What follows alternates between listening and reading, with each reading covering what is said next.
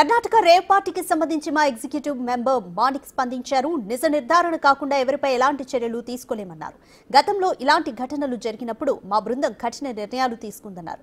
ఇప్పుడు కూడా నిజాలు తెలితే కఠిన చర్యలు తప్పవంటున్న మా ఎగ్జిక్యూటివ్ మెంబర్ మాణిక్ తో మా ప్రతినిధి బబిత ఫేస్ టు ఫేస్.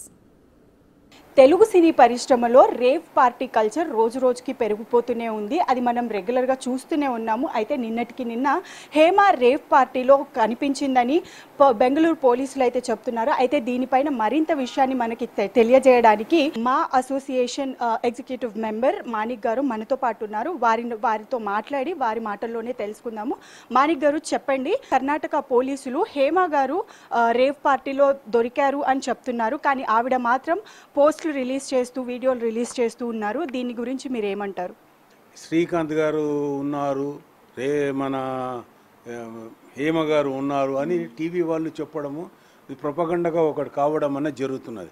అయితే నిజం తేలింది మనం ఎవరిని నిందించడము పద్ధతి కాదు. అయితే ఈ విషయంలో నిజంగా ఆవిడ తప్పు చేసి దొరికింటే ఆవిడతో మాట్లాడి అవును వచ్చిందని నిరూపించాలి. కానీ వచ్చి వెళ్ళిపోయిందంటే చిరంజీవి గారు, నాగార్జున గారు వచ్చి వెళ్ళిపోయారని అబద్ధాలు చెప్పడానికి కూడా అవకాశం ఉంటుంది. అంత పెద్దవాళ్ళు కూడా అది తప్పు. అది నిజ నిర్ధారణ అయ్యి రేపు పొద్దున వాళ్ళు లిస్టులో ఎఫ్ఆర్ఐలో వాళ్ళ పేర్లు ఉండి వాళ్ళు దొరికితే అప్పుడు అనడంలో అర్థం ఉన్నది. ఏమీ లేదు, సినిమా వాళ్ళు దొరికారు, టీవీ వాళ్ళు దొరికారు, అది ఏంటంటే ఎక్కడ వాళ్ళు దొరికారు, ఎవరు దొరికారు చెప్పాలి కదా. అది బెంగళూరు పోలీసులు కూడా మనకు ఒక ఫోటో అనేది రిలీజ్ చేశారు. అదే డ్రెస్లో హేమ గారు ఒక వీడియో చేసి రిలీజ్ చేశారు. దానికి మీరేమంటారు? అమ్మా, డ్రెస్సులతోటి మన మనిషిని గుర్తుపట్టేటట్టు ఉండదు. అందరూ వేస్తారు. ఇప్పుడు ఇదే డ్రెస్సు మంచోడు వేస్తాడు, చెడ్డోడు వేస్తాడు, దొంగ కూడా వేస్తాడు. అలా అని చెప్పేసి నన్ను నిందిస్తే అవుతుందా? కాదు. అది ఎవరు ఏమున్నా ముఖము కనబడాలి.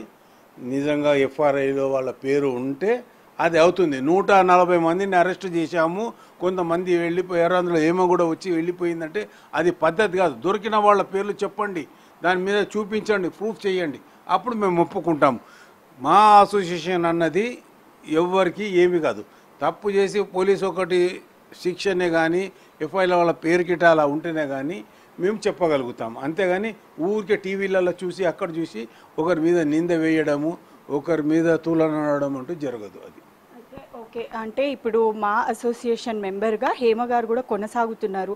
సో దీని తర్వాత ఎలా ఉండబోతుంది అంటున్నారు? చర్యలు ఏమైనా మీరు తీసుకోవాలనుకుంటున్నారా దీనిపైన? నిజంగా ఏమనే కానీ ఇంకెవరైనా ఆర్టిస్టులే కానీ మా ఆర్టిస్టులు సంబంధించి ఏదైనా తప్పు చేసి దొరికారంటే మేము దాని మీద ఒక కమిటీ వేసి మేము ఈసీ మెంబర్లమంతా అక్కడ కూర్చొని ఏమి చేయాలని కొంతమంది పెద్దలను, పాత హీరోలను అడ్వైస్ తీసుకొని ఏదన్నా చర్య తీసుకోవడానికి అవకాశం ఉంటుంది. అంతేగాని ఏది నిరూపణ లేనిది గాలి మాటలకు మేము స్పందించము. అది అంటే ఇప్పుడు సెలబ్రిటీస్గా ఉంటూ సోషల్ మీడియాలో ఒక రెస్పాన్సిబుల్ పర్సన్ అనే చెప్పుకోవాలి మనం.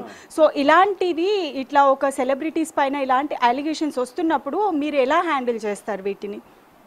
ఇలాంటివి రాకూడదనే గతంలో విష్ణుబాబు గారు, మోహన్ బాబు గారు, మా ఈసీ కమిటీ అందరు కమిటీ మెంబర్ 26 మంది పెద్దలను తీసుకొని అన్ని యూట్యూబ్ ఛానళ్లను, కొంతమంది పెద్ద ఛానళ్లను కూడా మేము వ్యతిరేకించడము. ఇది పద్ధతి కాదు, మీరు లేనిపోనివన్నీ రాస్తున్నారు, మీ మీద క్రిమినల్ కేసులు వేసి మిమ్మల్ని కోర్టుకు గుంజుతాము అని విష్ణుబాబు గారు స్పష్టంగా చెప్పారు. ఒకరిని కడుపు మార్చి ఒకరిని ఇంట్లో బ్లేమ్ చేసి వాడికి పిల్లలు పెళ్ళాము, వాళ్లకు భార్యాభర్తలు అంత గొప్పగా ఉంటారు.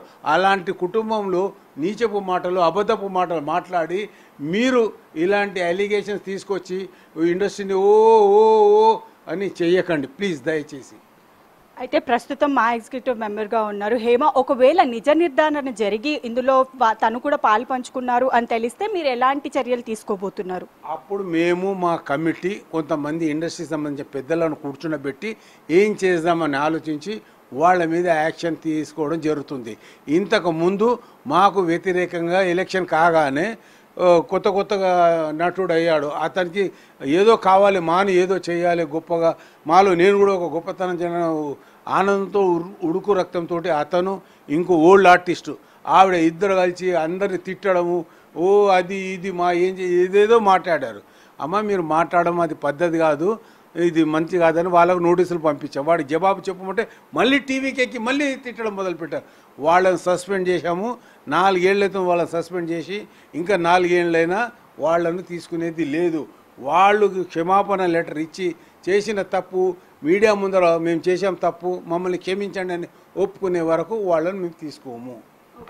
ఫైనల్గా ఈ రేవ్ పార్టీ కల్చర్ అనేది తెలుగు సినిమా పరిశ్రమని కుదిపేస్తుందనే చెప్పాలి. దీని గురించి మీరు ఏం చెప్తారు? అమ్మ, ఇది ఒక 10 ఏళ్ల నుంచి జరుగుతున్నది. డ్రగ్స్ తీసుకున్నారు సినిమా వాళ్ళు అని చెప్పేసి అది ఇది ఇది ఇది అన్నారు. ఎక్కడ ఏ తప్పు జరిగినా ముందు వచ్చి సినిమా ఇండస్ట్రీ మీద పడతారు. సినిమా వాళ్ళ నుంచి ఒక పబ్లిసిటీ దొరుకుతుంది, అలాగైతేనే జనం చూస్తారని ఒక అలవాటు అయిపోయింది. అది మంచి పద్ధతి కాదు. ఇన్ని రోజులు ఒక 5 ఏళ్ళు గొడవ జరిగి అంత సోకాటు నోసులు పట్టించారు, అందరు తీసుకొని చివరికి ఏం చేశారు, డ్రగ్స్ కేసు కొట్టేశారు. ఏమైంది, ఇన్ని రోజులు మీరు వాళ్ళ మీద నిందలు మోపారు, చివరికి ఏమీ లేదు, అంత ఉత్తిది అని తేల్చేశారు. మీ అందరికీ నేను చేతులెత్తి దండం పెట్టి చెప్తున్నాను, రాళ్ళు కొట్టకండి, అవకాశం ఉంటే పూలదండ వేయండి, లేకపోతే రాళ్ళు మాత్రం వేయకండి. అది నేను చెప్పేది. నిజ నిర్ధారణ కాకముందే ప్రతి ఒక్కరూ ఇలాంటి అలిగేషన్స్ పెట్టొద్దని, ఒకవేళ నిజంగానే ఇలాంటివి ఏవైనా జరిగితే తప్పకుండా మా ఎగ్జిక్యూటివ్ మెంబర్గా మాణిక్ రావు గారే కానివ్వండి, మా అసోసియేషన్ కానివ్వండి, ఏదైనా తప్పకుండా కఠిన చర్యలు తీసుకుంటామని తెలియజేస్తున్నారు. వీడియో జర్నలిస్ట్ నరసింహతో బబిత, బిగ్ టీవీ, హైదరాబాద్.